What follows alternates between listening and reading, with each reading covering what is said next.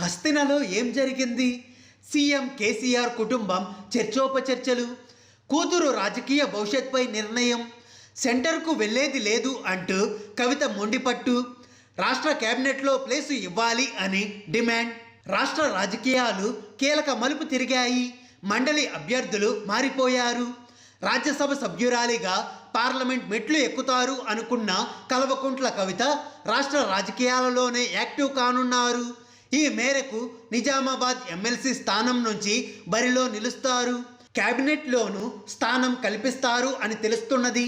హస్తినా వేదికగా సమావేశమైన కల్వకుంట్ల కుటుంబం చర్చోపచర్చలు జరిపి ఈ నిర్ణయం తీసుకున్నట్లు తెలిసింది. మంత్రి కేటీఆర్, కవిత, సీఎం కేసీఆర్ మధ్య కీలక చర్చలు జరిగినట్లు సమాచారం. నిజామాబాద్ నుంచి ఆకుల లలిత పోటీ చేస్తారు అని సోమవారం మధ్యాహ్నం వరకు ప్రచారంలో ఉన్న గంటల వ్యవధిలో పెనుమార్పు జరిగింది. సీన్లోకి కల్వకుంట్ల కవిత ఎంట్రీ ఇచ్చారు. ఆమె మంగళవారం నామినేషన్ దాఖలు చేయనున్నారు. ఢిల్లీ కేంద్రంగా రాష్ట్ర రాజకీయాలలో కీలక మార్పులు చోటు చేసుకున్నాయి. 24 గంటల వ్యవధిలో స్థానిక సంస్థల ఎమ్మెల్సీ అభ్యర్థులు మారిపోయారు. రాజ్యసభకు వెళ్తారు అని అందరూ భావించిన కేసీఆర్ కుమార్తె కవిత మళ్ళీ మండలి మెట్లు ఎక్కనున్నారు. నిజామాబాద్ స్థానిక సంస్థల కోటా నుంచి ఆమె ఎమ్మెల్సీగా పోటీ చేయనున్నారు. ఈ మేరకు మంగళవారం నామినేషన్ దాఖలు చేస్తారు.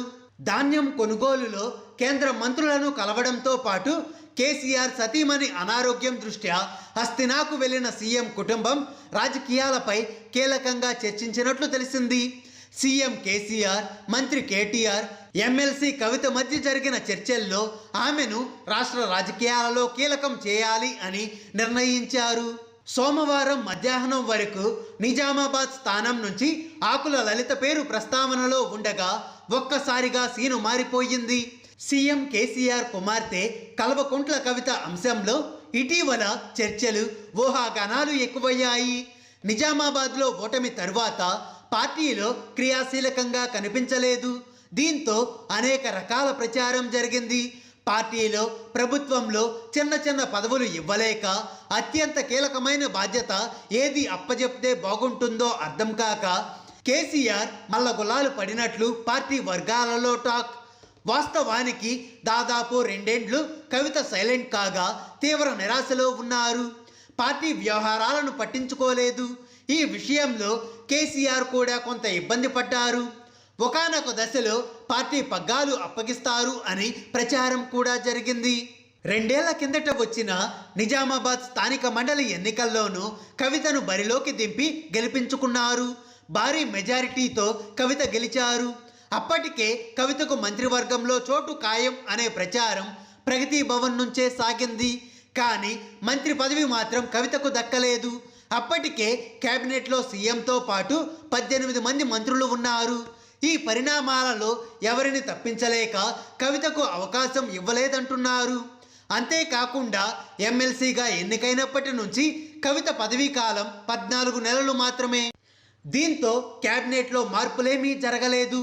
వాస్తవానికి ఎంపీగా 5 ఏళ్లు పనిచేసిన కవిత మళ్ళీ రాజ్యసభ సభ్యురాలిగా పార్లమెంట్లో అడుగు పెడతారు అనే అంశం తెరపైకి వచ్చింది. దీనికి అనుగుణంగానే రాజ్యసభ ఎంపీ బండా ప్రకాష్ను మండలిలోకి తీసుకున్నారు. కవిత కోసమే ఆ స్థానాన్ని ఖాళీ చేయించారు అని పార్టీ వర్గాల్లోనూ ప్రచారం జరిగింది. ఈ క్రమంలోనే కొంతకాలంగా తండ్రిపై అలిగారు అనే చర్చ కూడా సాగింది. కీలక సమయాలలో ఆమె ప్రగతి భవన్కు దూరంగా ఉన్నారు. రాఖీ పండుగ రోజు యుఎస్లో ఉన్న ఆమె ట్విట్టర్ వేదికగా కేటీఆర్కు గ్రీటింగ్స్ చెప్పినా ఆయన రిప్లై ఇవ్వలేదు. మరోవైపు టీఆర్ఎస్ ప్లీనరీకి దూరంగానే ఉంటూ వచ్చారు. కేంద్ర వైఖరిపై ఇటీవల టీఆర్ఎస్ పార్టీ 2 సార్లు నిరసనలకు పిలుపునివ్వగా రాష్ట్రమంతా జరిగిన ధర్నాలలోనూ ఆమె పాల్గొనలేదు. కానీ హైదరాబాద్లో జరిగిన మహాధర్నాకు మాత్రమే ఆమె హాజరయ్యారు. ఇక్కడ కూడా కేటీఆర్తో ఎడముఖం పెడముఖంగానే వ్యవహరించారు. సీఎం కేసీఆర్ ఢిల్లీ పర్యటనలో ఊహించని పరిణామాలు జరిగాయి. ఢిల్లీలోని తుగ్లక్ రోడ్డులో గల కేసీఆర్ నివాసంలో కుటుంబ రాద్ధాంతం జరిగింది అని తెలుస్తున్నది. సీఎం కేసీఆర్ కుటుంబం మొత్తం ఢిల్లీకి వెళ్లిన విషయం తెలిసిందే.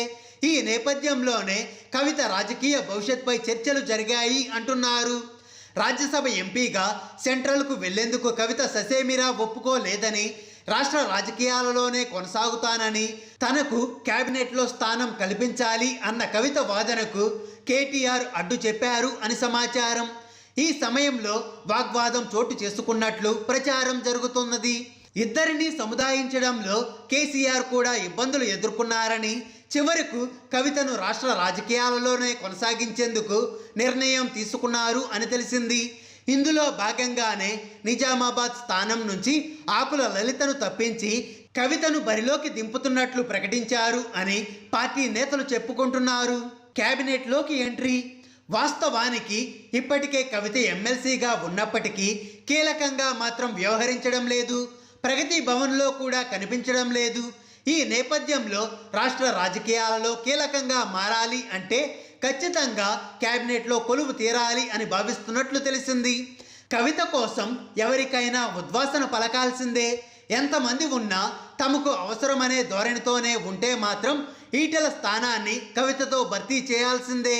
కానీ ఇప్పటికే ఆ స్థానం బండా ప్రకాష్కు వస్తుంది అని పార్టీలో ప్రచారం సాగుతున్నది. ఇప్పుడు కవిత రీఎంట్రీతో కేబినెట్పై ఆశలు పెట్టుకున్న వారందరికీ నోట్లో పచ్చి ఎలకాయ పడినట్లు అయ్యింది. హాయ్ ఫ్రెండ్స్, మా టుడే టుమారో యూట్యూబ్ ఛానల్ చూస్తున్నందుకు చాలా థ్యాంక్స్. మరిన్ని లేటెస్ట్ వీడియోస్ కోసం వెంటనే సబ్స్క్రైబ్ చేయండి. అలాగే ఈ బెల్ని కూడా రింగ్ చేసేయండి. మా నోటిఫికేషన్స్ అన్నీ మీ మొబైల్లో వస్తాయి. అలాగే మా వీడియోస్ మీకు నచ్చితే లైక్ చేయండి, షేర్ చేయండి, నచ్చకపోతే కామెంట్ చేయండి.